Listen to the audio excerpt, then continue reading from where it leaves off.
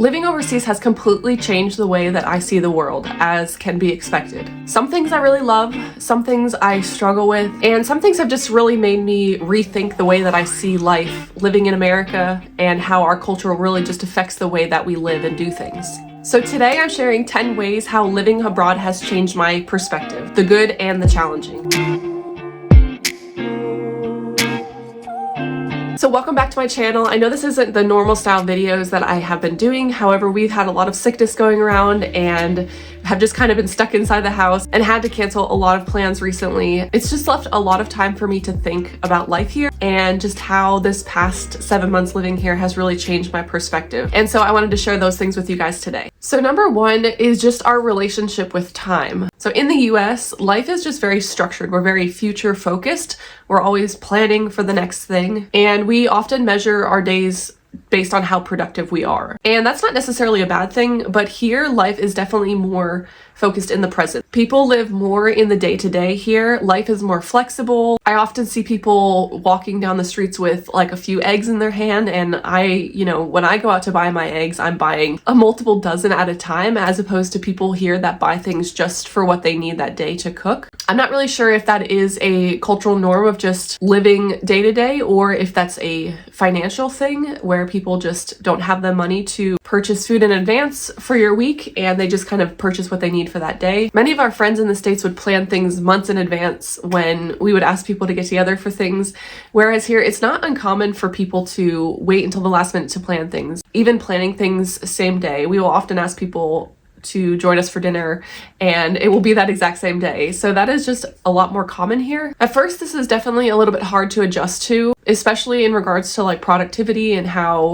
much we can get done in a day. Living more day to day definitely changes the pace of life, but there is definitely a beauty in that slowing down of life, learning to be more patient and being okay with not being quite as productive as we're used to in the States. Number two that has been a really big one is understanding wealth in a new way. Living in America, we were considered middle class in regards to our finances. We live comfortably, but not wealthy by American standards. You often hear when you live in America that you are already wealthy compared to most of the rest of the world.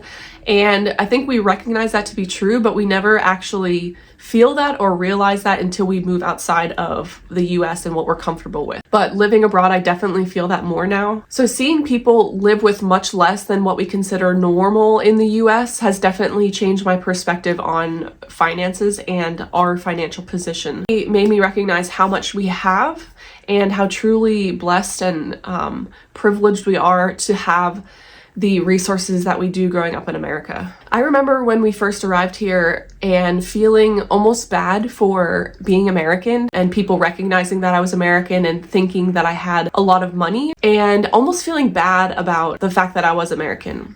And the Lord really kind of transformed this mentality in me in the last couple months, just in recognizing what a blessing and a privilege it is to grow up in America. That's not something that I personally could have chosen for myself, and that it really was just a gift from the Lord. He placed me specifically in the family that I grew up with, in the location that I grew up with, and it's not something that I need to feel bad about, but I think it is something that we need to be aware of and to really question how we are stewarding our finances. And rather than feeling bad about it being something that I just turn and fix my gaze on the Lord and praise Him and thank Him for such an incredible blessing and privilege to grow up where I did grow up. Okay, number three, speaking on the same kind of theme of money, your money goes a lot further here than it does in the United States. To me, that was kind of expected. I knew that money would definitely go a little bit further here.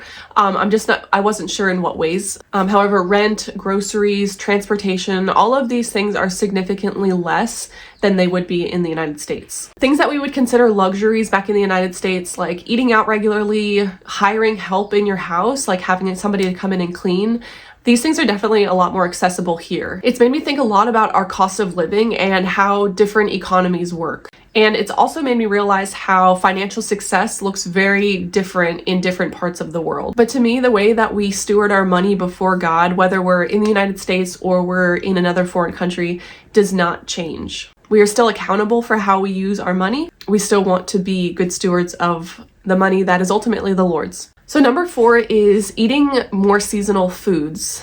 In the US, you can get almost any food or produce pretty much year round. And it was always something that I wanted to do when living in America, eating more seasonally. However, it's just super convenient and almost tempting when you go into the stores and see all of this produce all the time, easily accessible to you. It's just too easy to purchase those things. But here you definitely are forced to eat seasonally.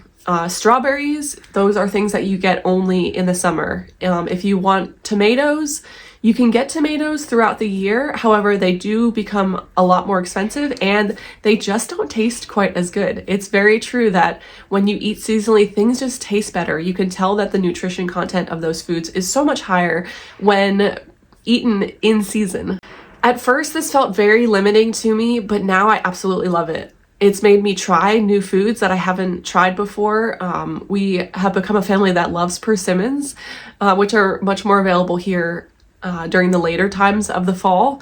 And it's just a reminder that food is supposed to have seasons. There's just something that's so special about waiting for certain types of foods at different times of the year. I thought that I would really struggle with this, but I look forward to things so much more now because of having to limit myself to those and wait for those things for the next season. Okay, number 5 is regarding hiring help and how normal it is to hire help here. In America, hiring help or hiring a nanny or even having daycare normally is something that is considered definitely a luxury or for more wealthy people, but here it is just so much more common. It provides jobs, it supports the local economy, and honestly, it's just a normal part of life here. Having somebody help around your house isn't about luxury, it's about creating time for other things that you aren't normally able to do. People definitely function on community and on supporting one another in this culture, and that's something that I really love. Even right now, I have somebody downstairs that is helping me clean my home, and it is just such a beautiful thing that I get to have this person in my home and really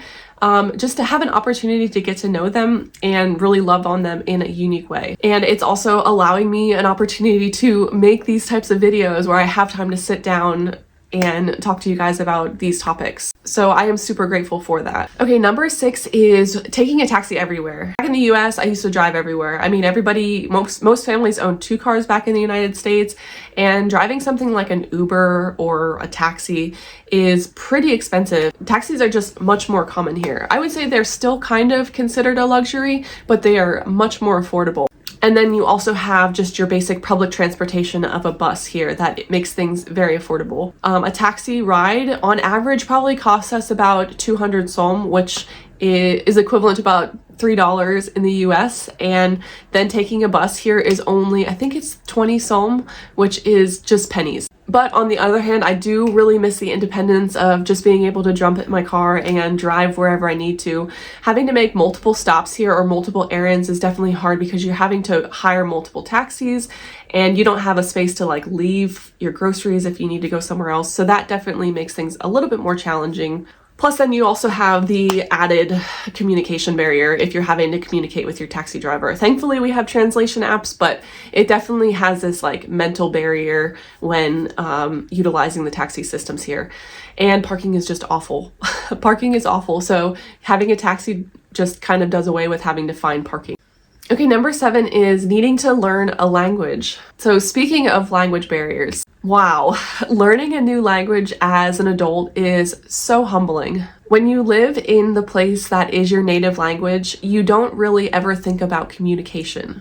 It just happens naturally, right? I could express myself, I could communicate with new people, and I can navigate life just effortlessly at the stores or wherever I needed to go. But not speaking a language makes something that was supposed to be pretty simple, like asking for help at a grocery store or making an appointment, it becomes very mentally challenging and very mentally exhausting. There are 2 languages here, Kyrgyz being the national language and then Russian also being a trade language. Russian was a lot more common when my husband grew up here, but slowly as the Soviet Union fell, Kyrgyz has become more of Kyrgyz has actually become the national language again. So you are hearing more people speaking Kyrgyz. I have chosen to learn Russian just because a lot of life still functions instructions on Russian here, and it also allows for the ease of moving throughout other areas in this region, knowing Russian. Plus my husband grew up speaking Russian here as well, so that is why I personally chose to learn Russian. I so enjoy it. I really love learning language. It is challenging having 3 young girls and finding the time to do that, but I've already seen so much progress, and I have a great tutor who I love. She's just been such a blessing to me, and have already seen a lot of progress in this area. Okay, so number 8 is just the new foods and fruits that are available. So I talked a little bit about just like eating seasonally, but there's definitely a lot of new foods that are not things that we have in the United States that I've been able to try. Some things are really amazing, like fresh lipioshki that you can just get down in the corner. It's a delicious style of bread that they have. And then there's other things that are not so yummy that I don't particularly enjoy, like the fermented yogurt balls called karut. My girls love them and my husband loves them, and more power to them, but I just can't get into that yet.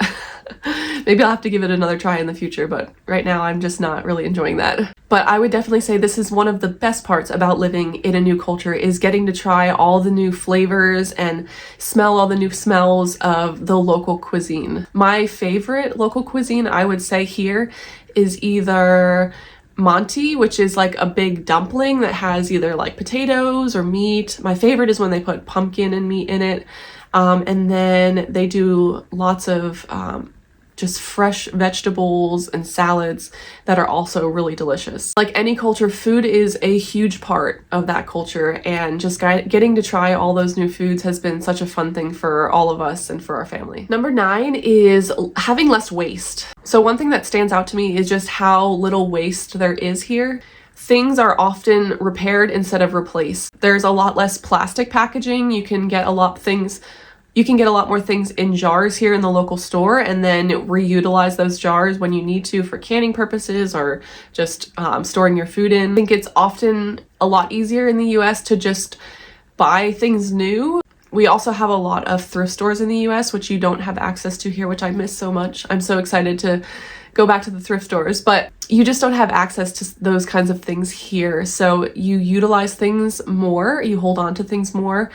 You reuse, you try to fix things. You don't throw food away. We often will save our scraps for dogs that we know that our friends have and stuff, that they will eat the leftover scraps, which I think is awesome. So here there's just that mindset of like making things really last. And I've just really found this refreshing. It's made me really think about how we consume things and use things back in America. Okay, so number 10 and the last one is just perspective and compassion. Obviously, my perspective has changed in so many ways regarding my culture, my own upbringing, the way that I see life and view life just from living in America and then moving across the world to this other brand new culture.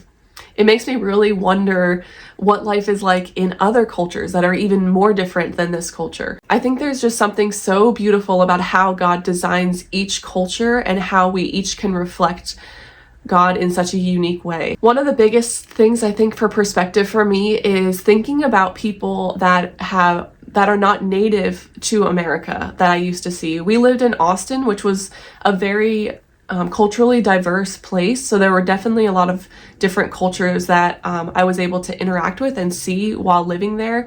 However, I see those people in such a different light now that I've moved here. I think a lot of the times I didn't even really give them a second glance or think much about what they are feeling or experiencing being in this new culture to them. And it's definitely made me feel a lot more compassionate towards people that are not necessarily native in America. After struggling myself with the language and just feeling like an outsider a lot of the time living here, it makes me want to be more compassionate to those people that maybe feel that way while living in America. It's so hard to move to a new place and not understand people around you or the culture and the context, and just feeling like maybe everything that you're doing is wrong. And it makes me think of a lot of people that have moved to the US and are trying to learn English and trying to learn the culture in America and integrate. And I just have a whole new level of respect for them. It's such a hard thing to do. and it can be so challenging in so many ways. So I think that's really going to change my perspective when I return to the United States. So I think one of the biggest lessons overall for me after moving here is just that at the end of the day, anywhere can feel like home. And the biggest factor is not location, it's actually relationships, which is why I think the language barrier can be so hard when you first come to a new place. It's really the people around you and how you interact with people that makes you feel like you're at home. I've had such an amazing experience with the Kyrgyz people here. They are so welcoming and loving, and they're a very helpful culture, and I have felt nothing but welcomed here. But it can definitely be challenging at times without being able to feel like I can express myself or really get people to know me well. But after 7 months of living here, this place has definitely started to feel a little bit more like home. And I'm excited to see just how much more it will feel like home after we've been here for a few years. So life overseas has been amazing and challenging and very eye-opening all at the same time. So if you've ever thought about moving abroad or just living life from a different perspective, I'd love to hear your thoughts. Please drop a comment below, and I will see you guys on the next video. See ya.